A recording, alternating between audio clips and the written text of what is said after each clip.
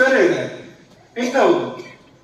ಇನ್ನು ಕೊನೆಯಲ್ಲಿ ನಾಸ್ತಿಕರು ಅಂತ, ಒಳಗೂ ನಾಸ್ತಿಕನ ಹೊರಗೂ ನಾಸ್ತಿಕನ, ತೊಂದರೆ ಇಲ್ಲ, ಗೊತ್ತಾದ್ರೂ ಆಗ್ತದೆ. ಇದ್ದ ಹಾಗೆ ಒಳಗೂ ಹೊರಗೂ ಬೇರೆ ರೀತಿ ಇಲ್ಲ, ಅಂತರಂಗ ಬೇರೆ ಒಂದೇ ರೀತಿ ಇದೆ, ಅಷ್ಟರ ಮಟ್ಟಿಗೆ ಅವ್ರ ಭಾಷೆ. ಆದ್ರೆ ಒಳಗೊಂದು ರೀತಿ ಹೊರಗೊಂದು ರೀತಿ ಇರ್ತಾರಲ್ಲ, ಅವ್ರು ತುಂಬಾ ಅಪಾಯಕಾರಿಗಳು. ಇದೆಲ್ಲ ಗೊತ್ತಾಗುತ್ತೆ ಹೇಗೆ ಅಂದ್ರೆ ನಾವು ಎರಡನ್ನೂ ನೋಡ್ಬೇಕು. ಒಂದು ಹೊರನೋಟ, ಅವನು ಹೇಗೆ ಕಾಡ್ತಾನೆ ಹೊರಗಿನಿಂದ, ಅದು ಮುಖ್ಯವೇ. ಇನ್ನೊಂದು ಒಳನೋಟ, ಒಳಹಕ್ಕು ನೋಡ್ಬೇಕು. ಈ ಒಳಹಕ್ಕು ನೋಡುವುದಕ್ಕೆ ನವಾಂಶ ಸಹಾಯ ಮಾಡುವಂಥದ್ದು.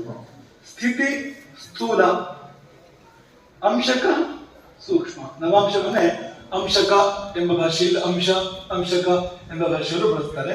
ಇದೆಲ್ಲ ಒಂದೇ, ಅಂಶ, ಅಂಶಕ, ನವಾಂಶ ಇದೆಲ್ಲ ಒಂದೇ. ನಿನ್ನೆ ನಿಮ್ಗೆ ಹೇಳಿದಾಗೆ ಮೇಷದಲ್ಲಿ ಕುಜ ಇದ್ದಾನೆ ಅಂತ ಅಂದ್ಕೊಡಿ ನೀವು, ಅದು ಸ್ಥಿತಿ. ಮೇಷದಲ್ಲಿ ಕುಜ ಇದ್ದಾನೆ. ನವಾಂಶ ಏನು? ಮೇಷದಲ್ಲಿ ಎಲ್ಲಿದ್ದಾನೆ ಕುಜ? 9 ಭಾಗಗಳನ್ನು ಮಾಡಿದ್ದಾರೆ ಮೇಷದಲ್ಲಿ, ಯಾವ ಭಾಗದಲ್ಲಿದ್ದಾನೆ?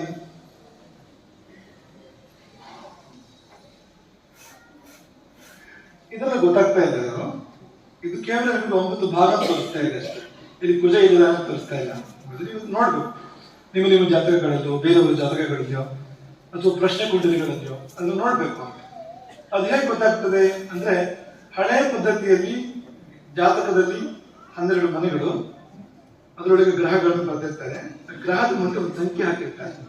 ಆ ಸಂಖ್ಯೆ ನವಾಂಶವನ್ನು ತೋರಿಸ್ತಾ ಇರುವಂತದ್ದು. ಯಾವ ಆ ರಾಶಿಯಲ್ಲಿ ಯಾವ ಪಾಲಿನಲ್ಲಿ 9 ಪಾಲು ಮಾಡಿದಾಗ ಯಾವ ಪಾಲಿನಲ್ಲಿದೆ ಎನ್ನುವುದನ್ನು ತೋರಿಸ್ತಾ ಇರುವಂತದ್ದು.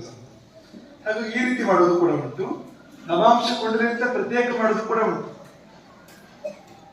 ಆ ಗ್ರಹಗಳನ್ನು ಆಯಾ ರಾಶಿ ಒಳಗೆ ಬರೆದು ಪ್ರತ್ಯೇಕ ಕೊಂಡಲಿ, ನವಾಂಶ ಕೊಂಡಲಿನಿಂದ ಮಾಡೋದು ಕೂಡ ಉಂಟು. ಅಥವಾ ಇದೇ ರಾಶಿ ಕೊಂಡಲಿಯಲ್ಲಿದೆ, ಆ ರಾಶಿ ಹೊರಗೆ ಬರೆಯೋದು ಉಂಟು. ತೋರಿಸ್ತೀಯಾ?